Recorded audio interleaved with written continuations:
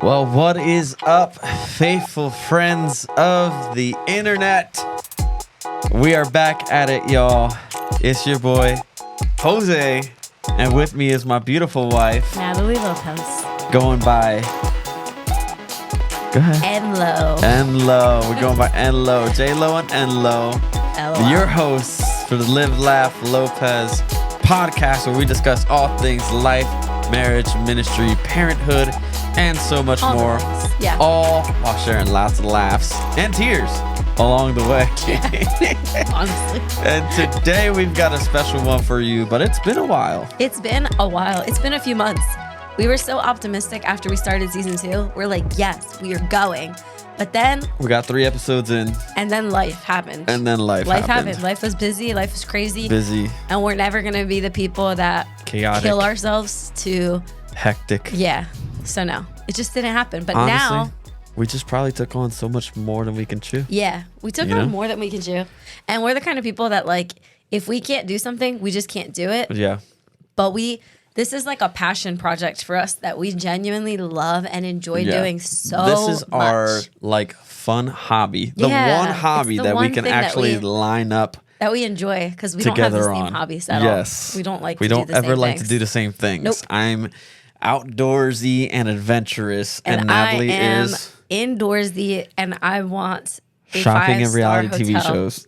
Yeah, that's the vibe. If Natalie could have a hobby, it would be being a real housewife of South New Jersey. South Jersey. The real housewife of South Jersey. So, reality TV is my guilty pleasure. But we're back at it. Yeah, we're back. And we're happy After to a be few back. months, and Yeah. we're so excited. And today's going to be a very special one because we get to update you on so many things that are going on in our lives. Yes, a lot of cool things that are happening. And so, yeah, we wanted to talk about transitions. We wanted to talk about seasons of life, right? And we Such were a fun word. Yeah, we were laughing about the word because we're like, ugh, Such we a hate. fun, I think I especially hate cliche, Christianese. churchy words. word to use. Like we're gonna do Seasons. life together, and we're gonna We're in our quiet season. But we We're use in the our words. season of harvest. What are some like a whole bunch of like cliche churchy words? Like season, fellowship. doing life community. Life is always better together. Yeah, better together. And listen, these are things not These only... are all truth. These They're are all true true things and things that we've said. Like I've used seasons so many times. But I think we could do better in the church. And as people. And in life, just as us. people. Yeah, because like it is just a cliche thing.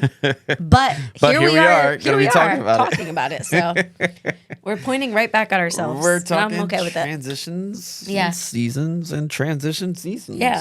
And So it's let gonna me be start off. Awesome. My dear husband. Yes, my By love. putting you on the Talk spot. to me. So recently, according to E-News, just kidding, according to Church news. B News, C Violent News. News. No, just kidding. South Jersey news. But recently, you went through a transition, right? And so some people know about it, but shockingly, there's still a lot of people that don't know. But I guess it's not shockingly. We never came out with a formal... We didn't get on Instagram. We didn't write a post about it. We didn't like blast a text message to Purposely. a bunch of people. Yeah. So here we're going to just talk to you a little bit about a transition that happened. And so I'm going to ask you about what transition has happened recently. Yeah. My so dear. for the many, many, many thousands of people who listen to our podcast, recently I resigned from my position at the church that I was working at as a worship pastor.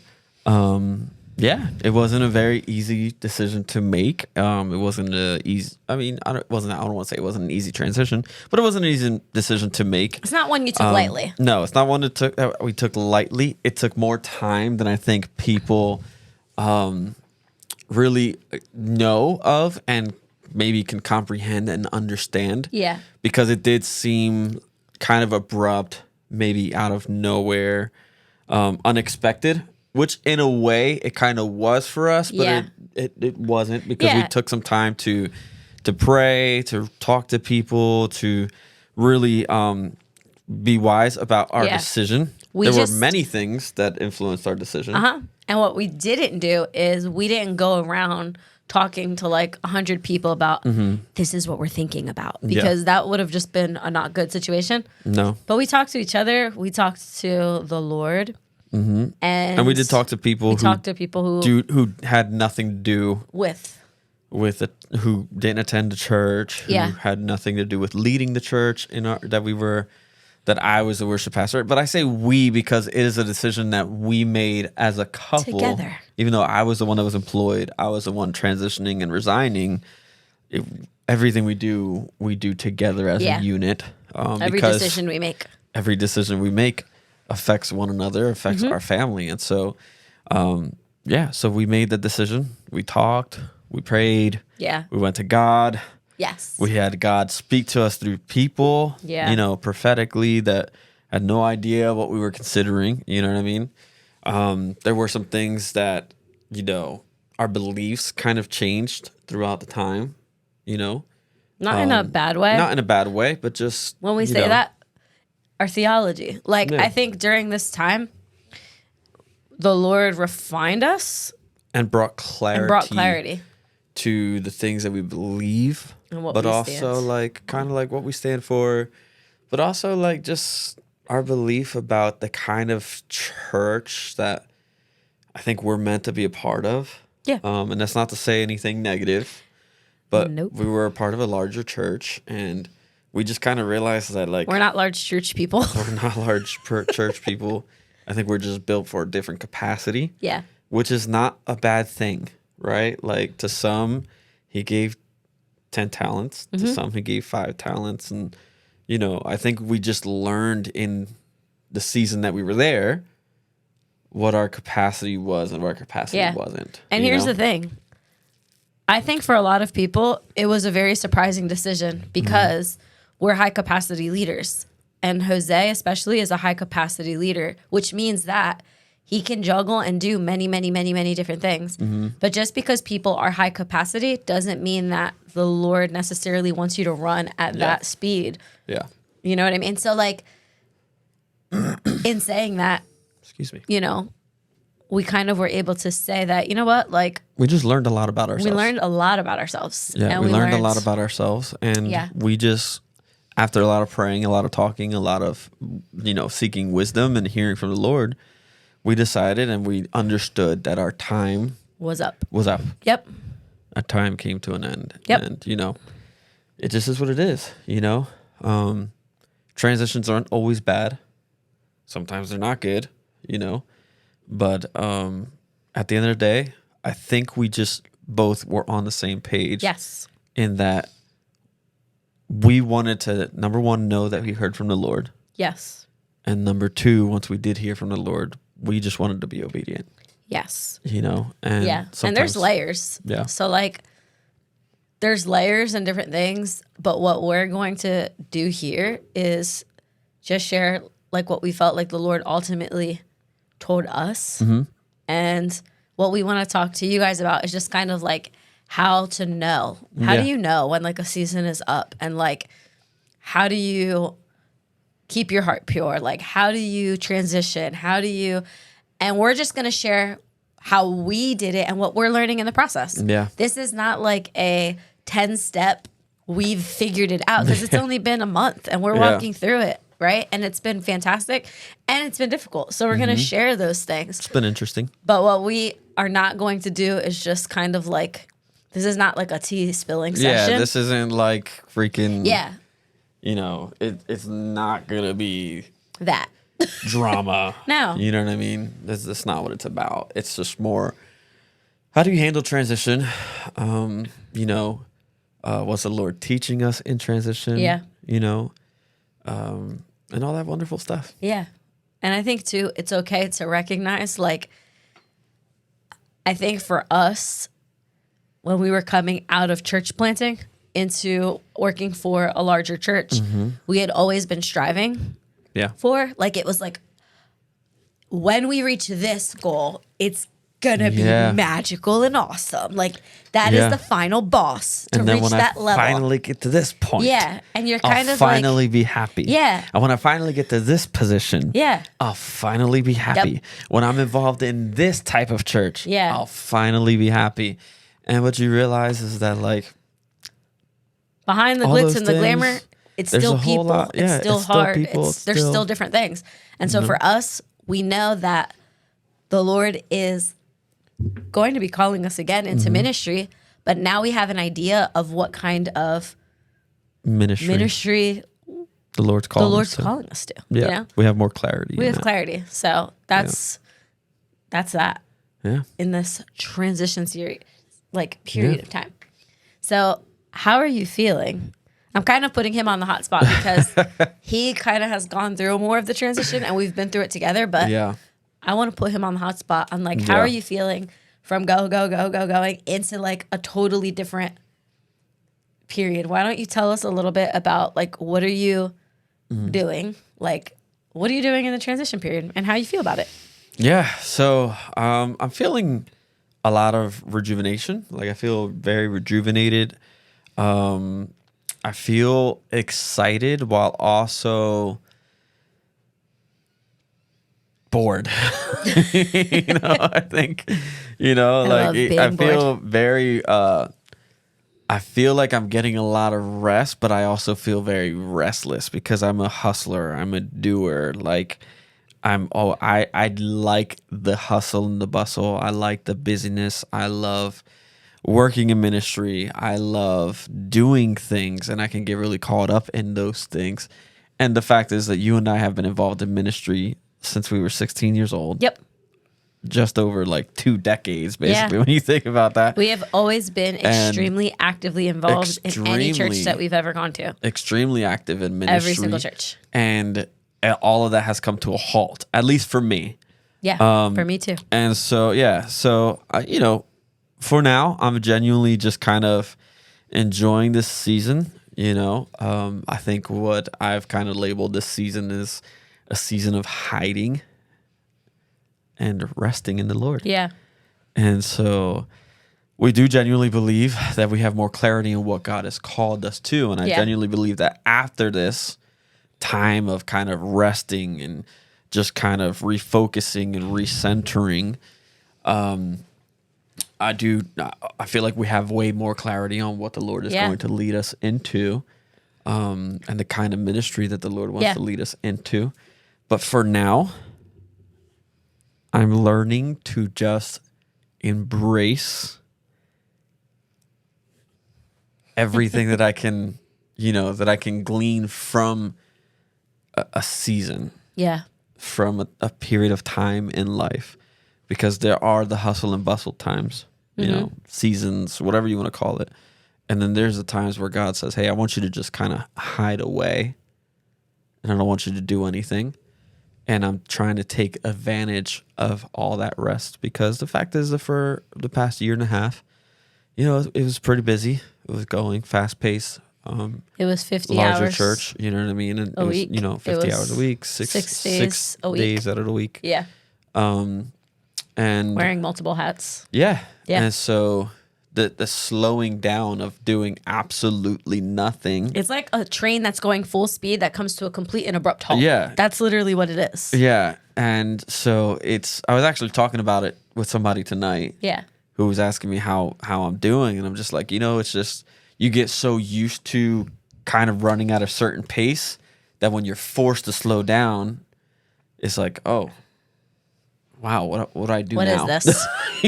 What is this? And what the heck is this? You're still expecting the fast pace and the pressure and all this stuff, but you're not getting that. It's just like, ooh, kind of feel restless a little bit. But it forces you to slow down and look inwardly and like really deal with what's going on the inside of you. Yes. So. And that part is hard because it's been like a little bit of a transition for both of us, really, right? Because we're currently in a place where it's like we were serving and like being involved in ministry, which is our heart and our passion. And we actually love doing that. Like we've always loved doing that. Yeah. So it's been like, okay, this is weird. And I feel like the Lord has been asking us both to kind of face our issues, and not even that, but just to like heal, look inside yourself, because the Lord is like, hey, I'm calling you. Here's what I have for you. Like, you guys are called to ministry. You are called to pastoral leadership. You are going to be going back into this in the future. And when you do, you're going to be more healed than ever before. Like, you're going to minister from a place that you have never ministered from before. Like, you are going to be speaking from a different place. Like, it's going to be amazing and it's going to be authentic and real. But in order to get there, like, here's all that I have for you. Here's the valley, right? And so, like, the Lord is like, I'm, like, you're walking through the valley, but I'm, like, pulling you close to me if you allow me to. Yeah. And so I feel like, you know, we've handled it in different ways. For me, coming into this season, I was like, yeah, so I don't want to deal with my feelings. And I actually don't want to deal with, like, anything. So what I'm going to do is I'm going to distract myself. I'm going to busy myself. I'm going to do all the things so that I don't have to face these things and deal with what the Lord is trying to deal with and what the Lord is trying to speak into my life. And the Lord was like, yeah, girl, no. You know, he didn't say it like that, but he spoke to me just like through his word, and was, you know, really impressing upon me that I needed to actually face these things and like to just really press into his word, and that this is like a sweet time that I'm not going to get back. Yeah. Like, this is a time that is really special because it's a resting time, you know, and we are going to go from resting back into a season of ministry at some point, and we're not going to get this time back that we can have with the Lord to seek him and to know him the way. Yeah, and I think that one of the things that we struggle with as people in general is knowing how to take advantage of every season that we find ourselves in. Whether it's a good season, whether it's a busy season where it's a season of harvest, or if it's a season of sowing, or a season of working, or season of rest, like finding the good in every single season and taking advantage of every season.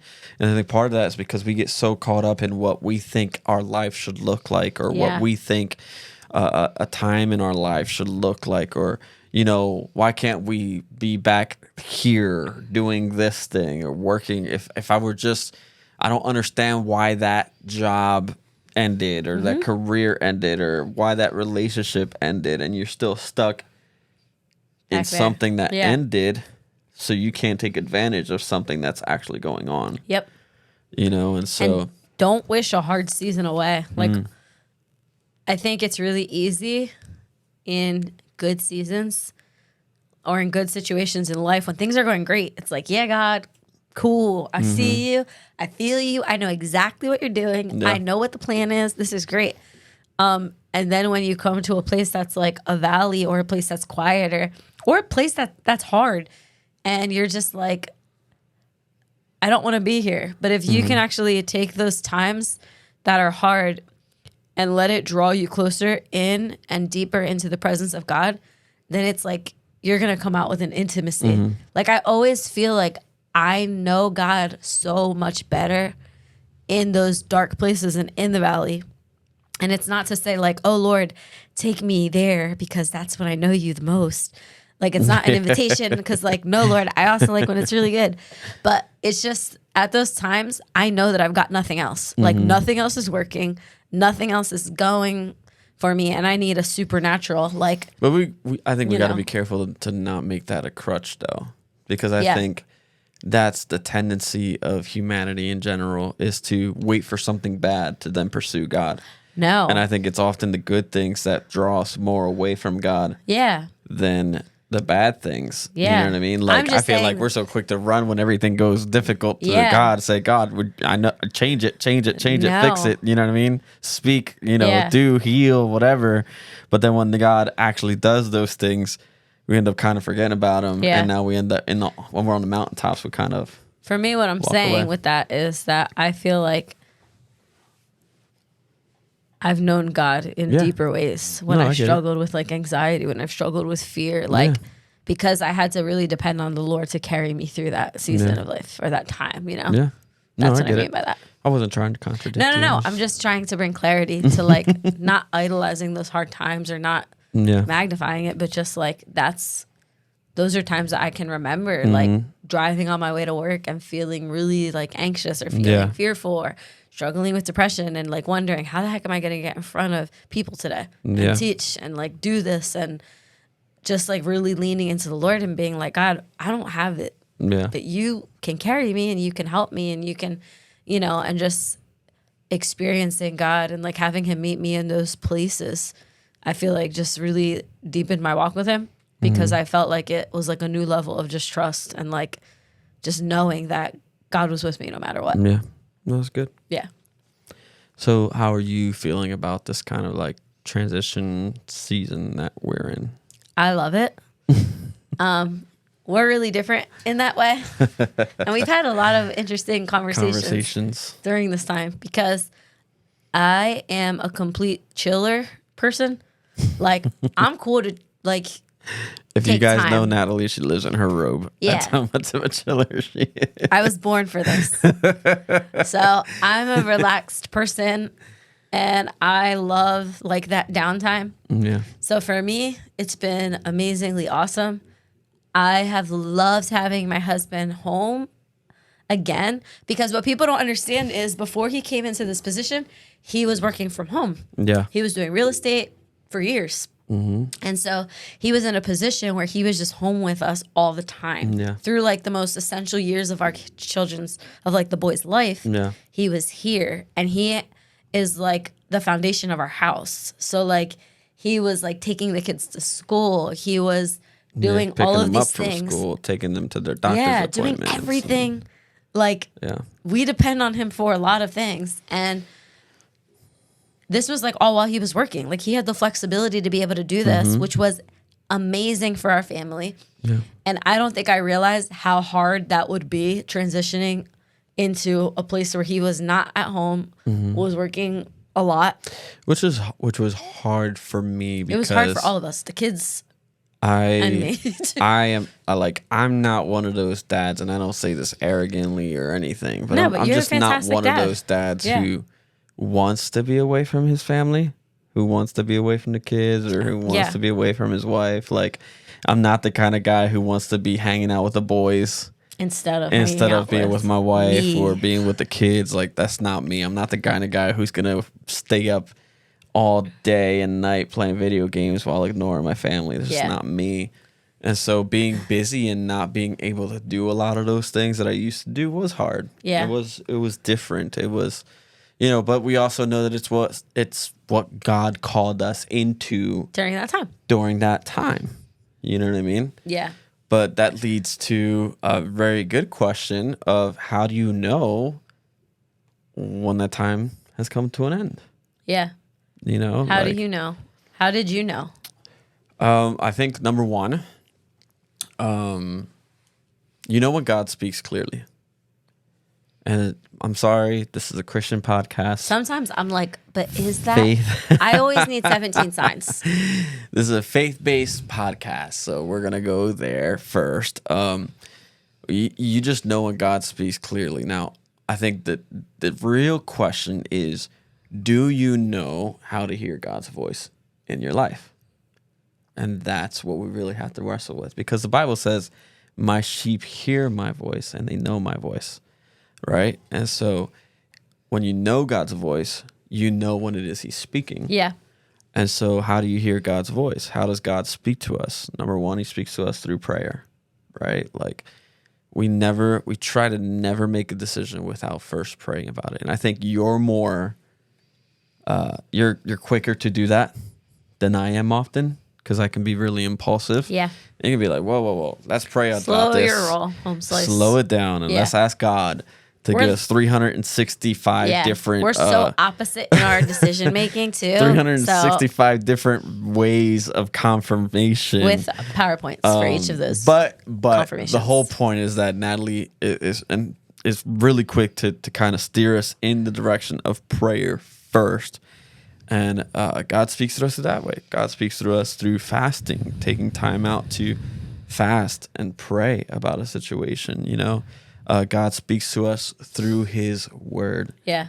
You know, and when I say that, it's like you really have to ask yourself, like, is what I'm doing or not doing lining up my life with his word? Yeah. And if it's not, you've got your confirmation right there. And I think Right. too, like for this particular instance, I'll give my example. Like I felt we were coming into a changing time, like a time where things were going to change.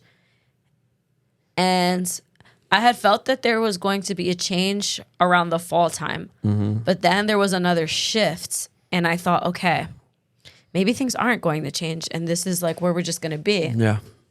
Then I started to feel things shift again in the spring.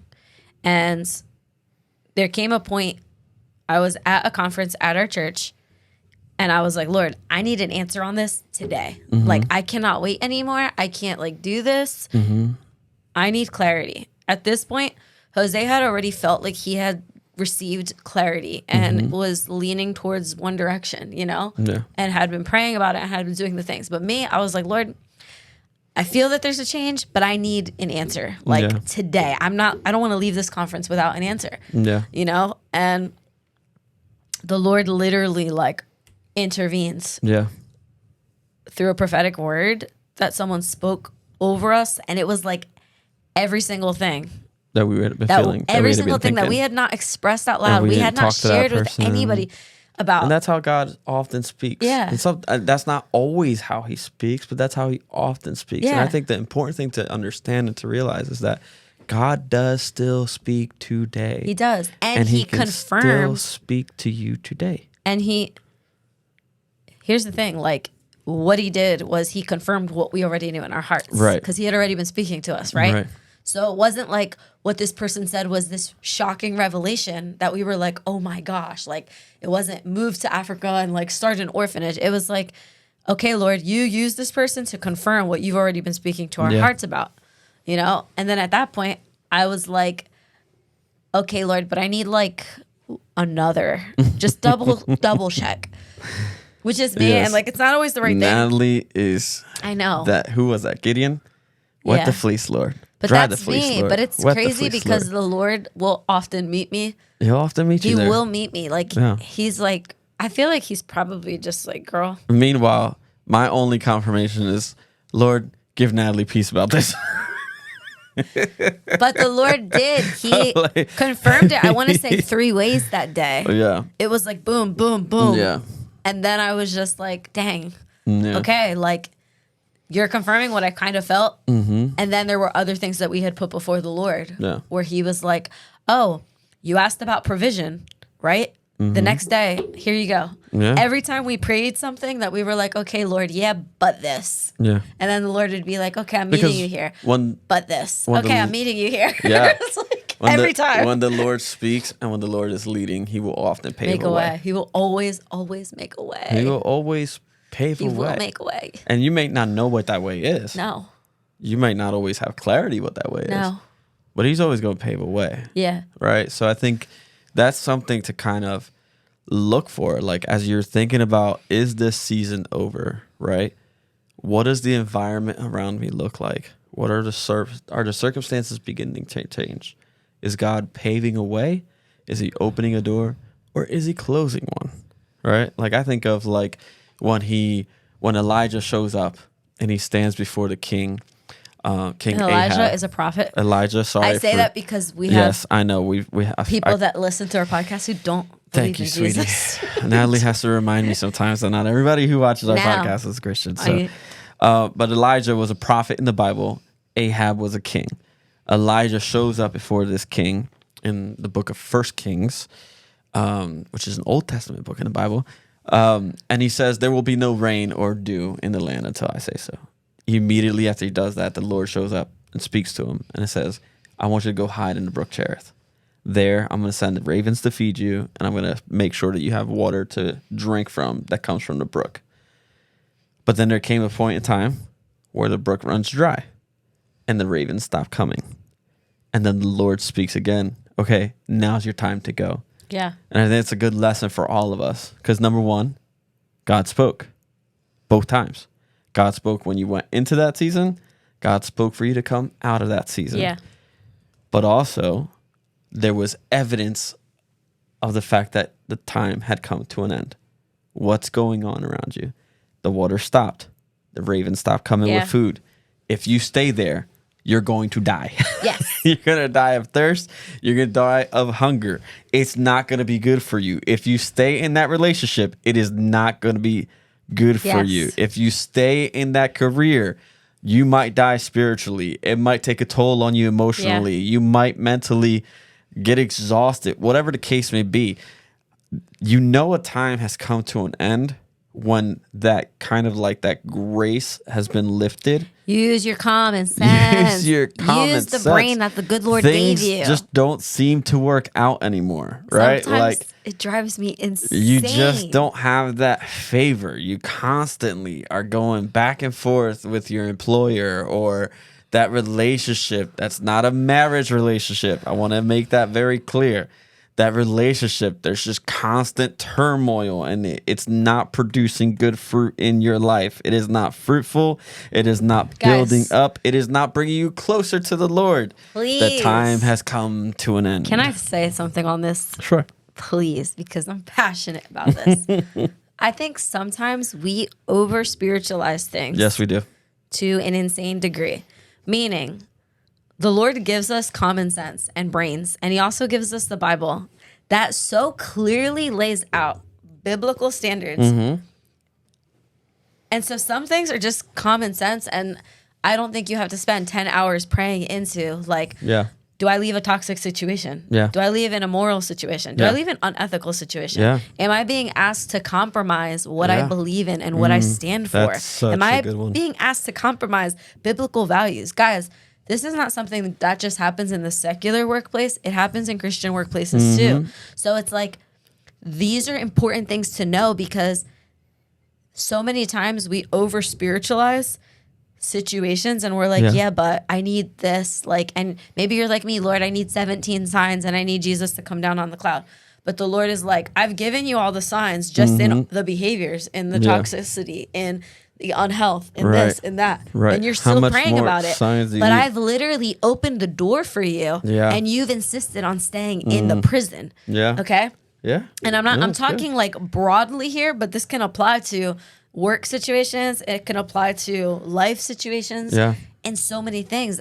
And I think it drives me insane when I see people overthink something that is so clearly, like, ask yourself the questions.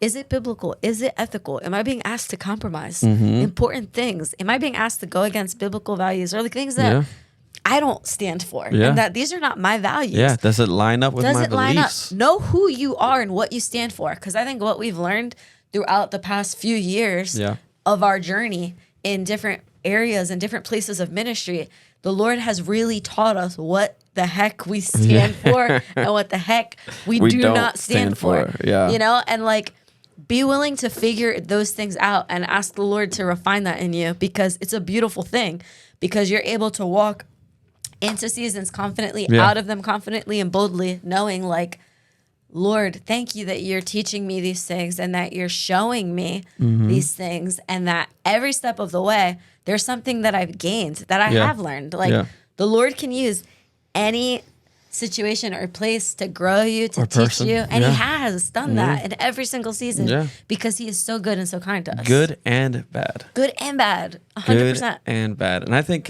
I think we also need to be careful with this idea.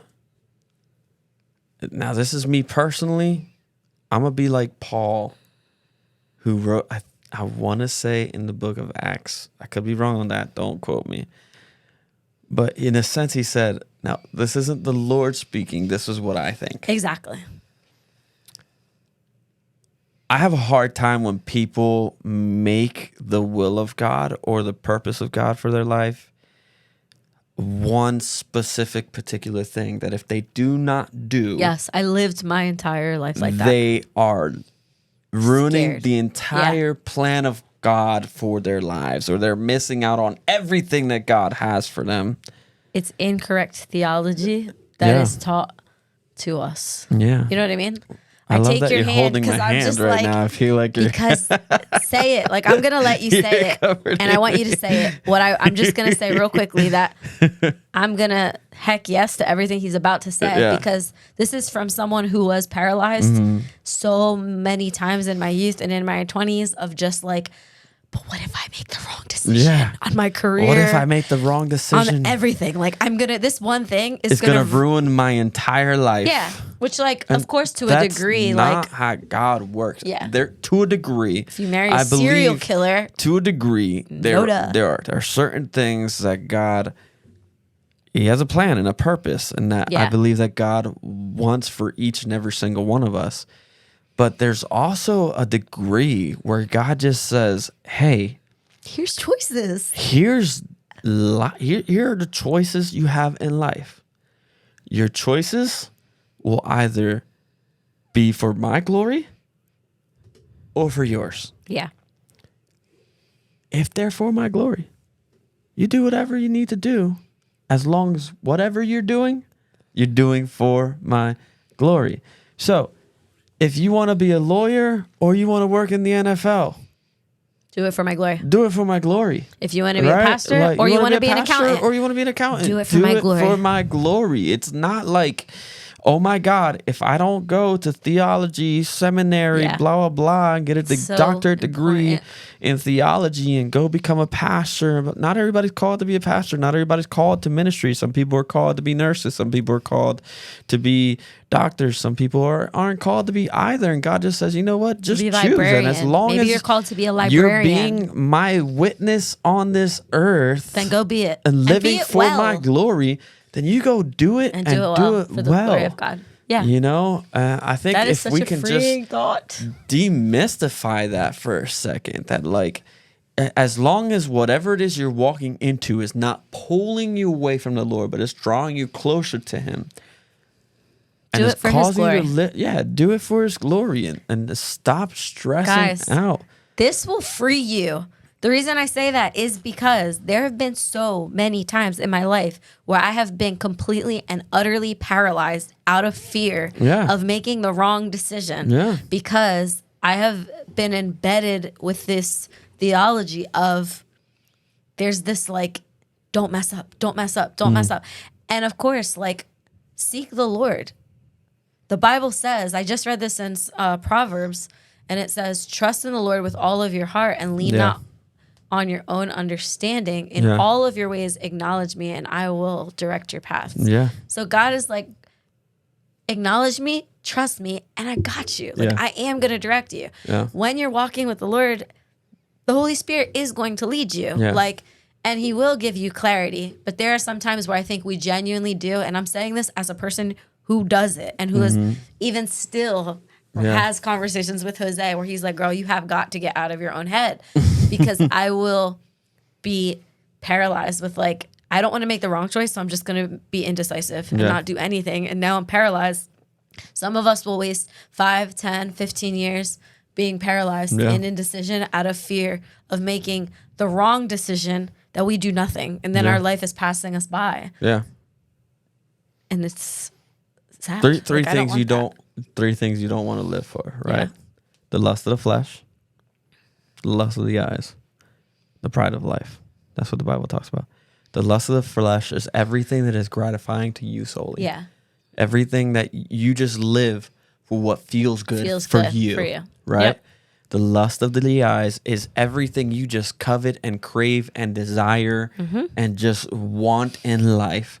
And the pride of life. Whatever exalts you on your own and doesn't exalt God, doesn't glorify God. If that's what you're living for, you are going down the wrong path.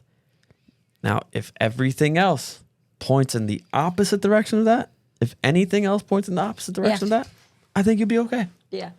You know? And so I just want to like, and I think that it's a good thing to talk about because some of us, and it's a good heart desire. It's like, Lord, I love you so much. I want to do your will. I don't want to mess up. Like the heart behind that is pure. Like, but I think some of us, it's horrible because there are people who are stuck in a season, stuck in a position stuck in a career, stuck in a relationship, whatever the case and it's may be. fear. Forever. Holding, because you are crippled and handicapped by fear. And God just say, just go. Just go and do it. Nike. Just go. Nike. Just go. Like the season is over. And I think something to really kind of keep in mind is seasons are temporary. Yeah. They are not permanent. Right? You need a fall that leads into winter. You need a winter that leads into spring. You need a spring that leads into summer. Neither one of those things are permanent. Yeah. And I think, too, it's important to remember that God is a redemptive God. Mm-hmm. Right?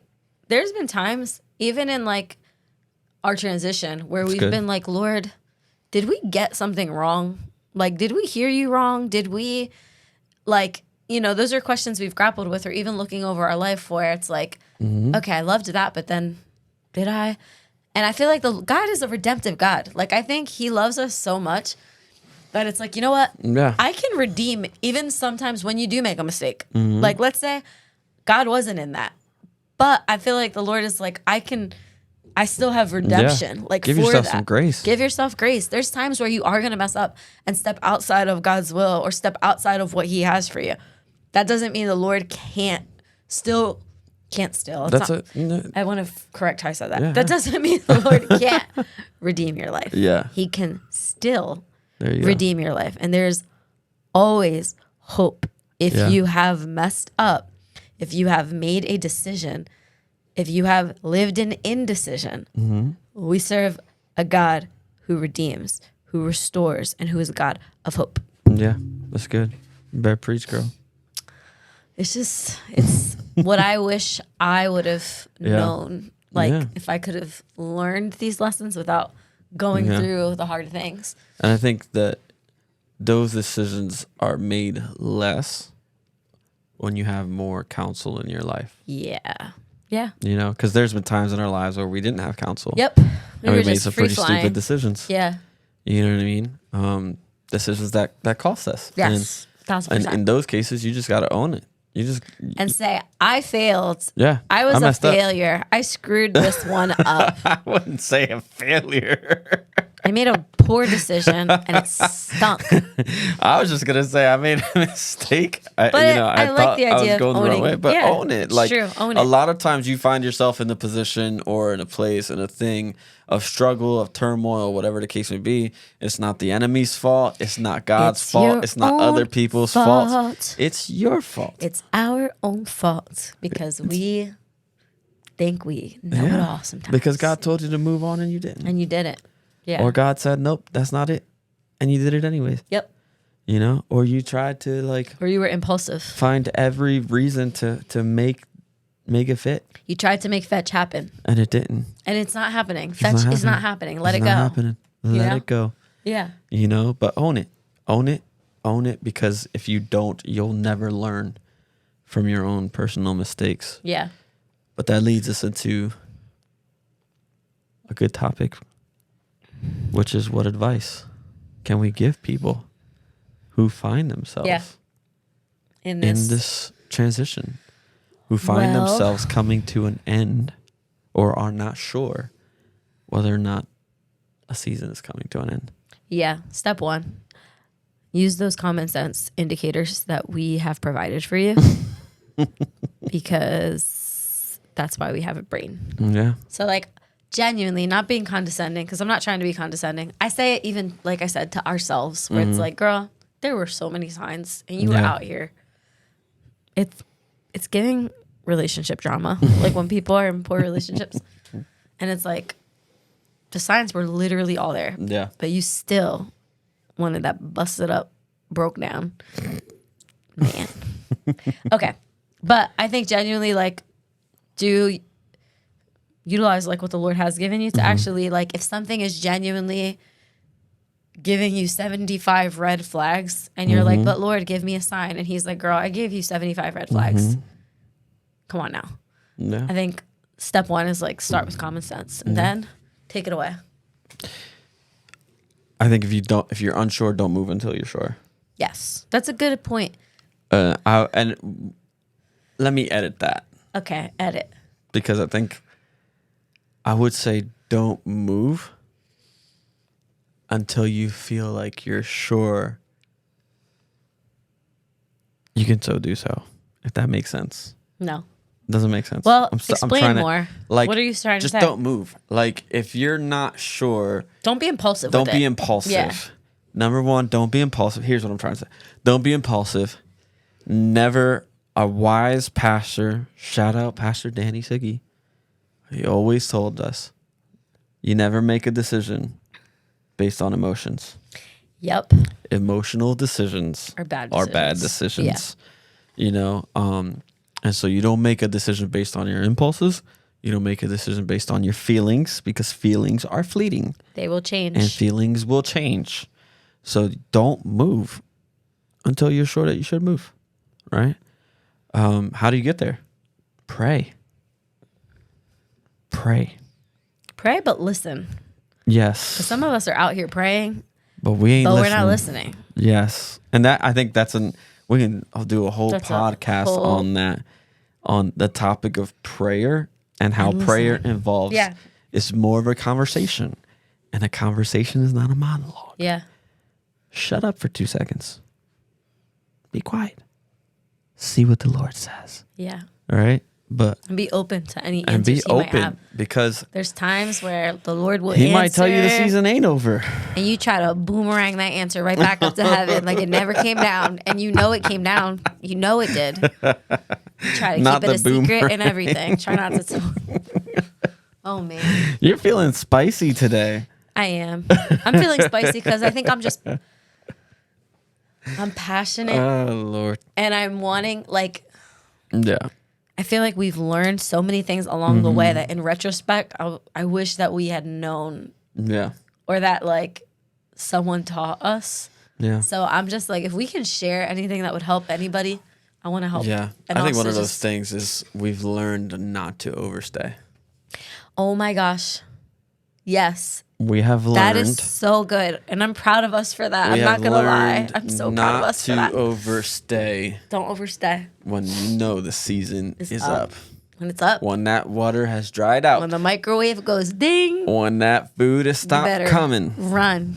Right? You just don't stay. Don't stay. Guys. It's time to go. It's time to move on. And the reason I say we're so proud, I'm proud of us for this, is because you don't understand that we have deep loyalty within us. We are loyal to a fault. And this has hurt us in the past, where we've overstayed, not by a month or two. I'm talking by 2 years. And it has cost us. It has cost us so much. It has been to the detriment of others. It's not good. And we decided, especially I will say in this transition, we decided we're not doing that. We can't because when it's the Lord not good for anybody. Speaks, you move. Yeah. When that water runs dry, you move. When the season is over, it's over. And because if you don't, you're never going to walk into what God has for you, and you're going to be stuck, and it's not going to be good for you. And can I just say, the more you flex your trust bones in the Lord, the easier it becomes. There have been circumstances that that we've walked through where the Lord has been go, and we have gone, and it's made it easier each time. You know what I mean? I feel even my transition, I went from teaching at a middle school. I was extremely comfortable. I literally told Jose, I will never leave this position or job. You will have to pry it from my dead cold fingers. I'm not moving from the state. Here's everything I'm not going to do. But I will be here at this job with the people that I love, doing what I love. And then an opportunity arose for me to switch out of it. And I felt like all the doors were opening.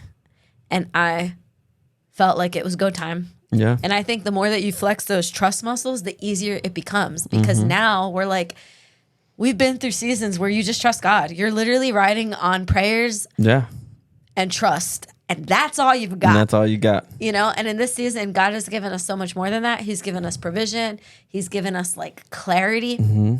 But there's been times where the Lord has just been I'm giving you the go. Yeah. But that's all I'm giving you right now. Yeah. And or times where he's just follow me. Follow me. And you're God, where are we going? And he's I got you, but just follow me.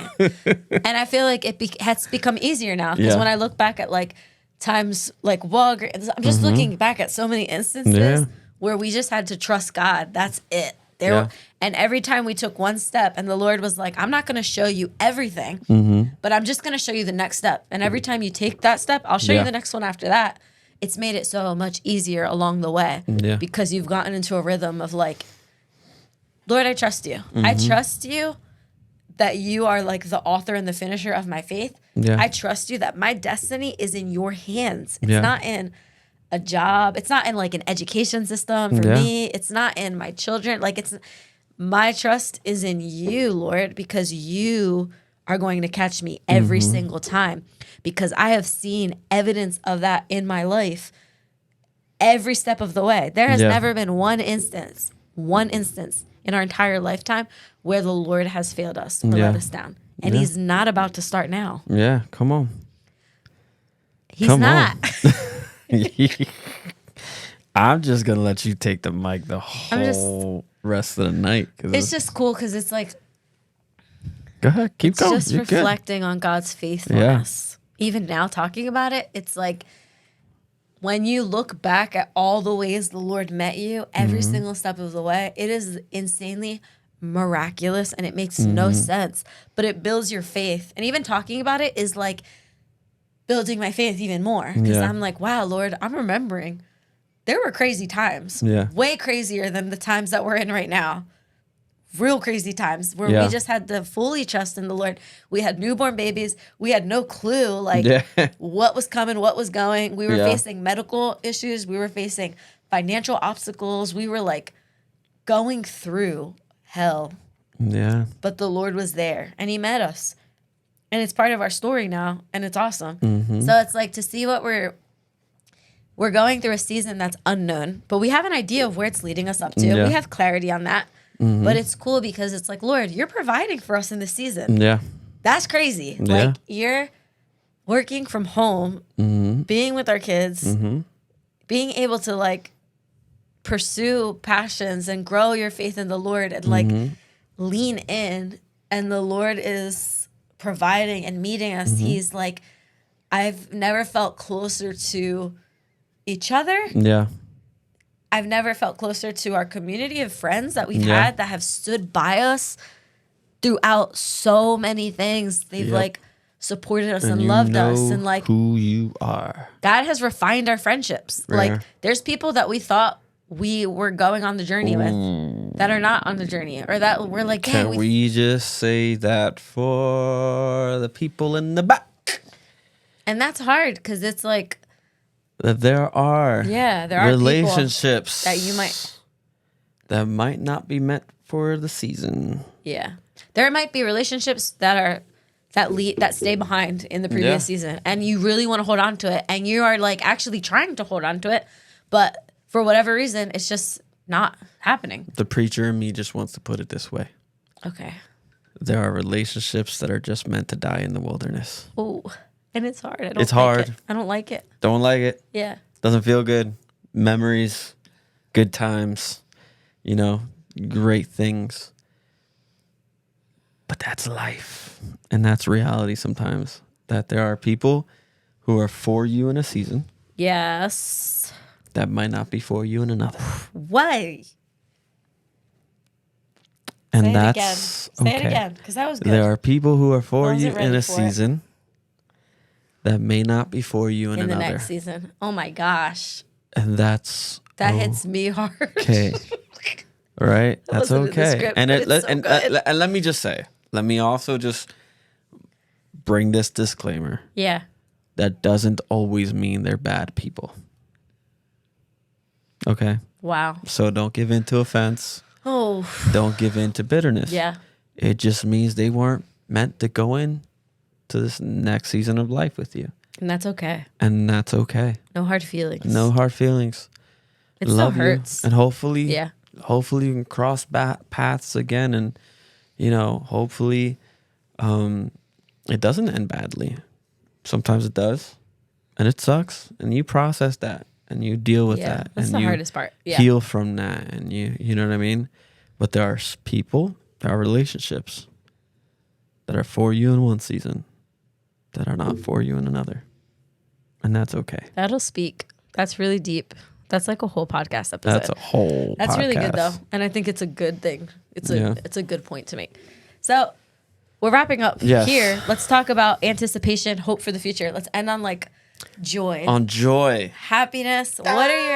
What's your Jazz fingers. anticipation? What are you Jazz believing fingers. for? What are you hoping for? What are you You know, I'm hoping for the Lord to continue to give us clarity. Yeah. I'm hoping for a renewal of our faith. Yeah. Not that our faith is shaky, but man, I'm just really excited about what God is doing in both of our hearts and both of our lives in this season. A lot of it's not easy. No. Some of it's been hard. Yes. But it's still been good and fruitful. And I'm really excited for what's to come after this season, right? Like, we liked the winter because of the holidays. But Yeah. man, that sun shining in the spring, Is- right, is beautiful. Yeah. Right? We love the summer because of the time we can spend at the beach. But man, we love that fall because we get the s'mores, lattes, or Pumpkin. whatever. Pumpkin spice, Everything nice. plaid and sweatshirts and Sweater weather. sweater weather, right? So I'm just excited for like I'm excited and happy and thrilled with what God is doing in this season. Yeah. But I'm also looking ahead to what God is going to be doing in the next. I feel that in my soul.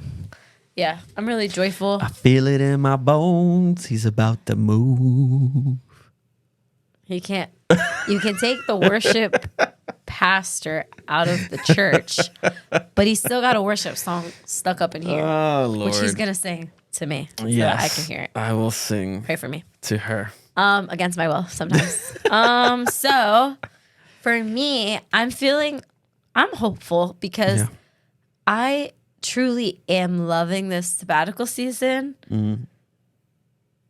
Like, it's been hard, but it's also really good. Like, I'm just Yeah. excited to have this time, but I'm hopeful because I know that the Lord is also like, it's a preparation season. Mm-hmm. So I'm excited to know God.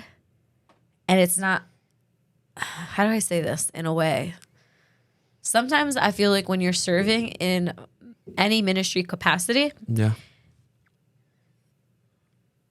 you will sometimes be serving out of duty instead of delight. Mm-hmm. And I feel like you'll read the word out of duty instead of delight. It's like, well, I need to pray and I need to spend time reading the word because I have to have something to pour out. And like your motives start to get a little mixed up because you lose the fact that it's like, no, I want to pray and read the word because I want to know you, Lord.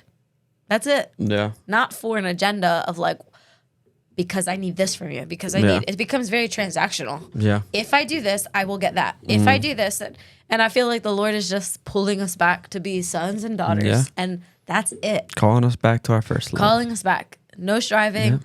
No like working Yeah. for love. And like, if I do Yeah. this, I will, Yeah.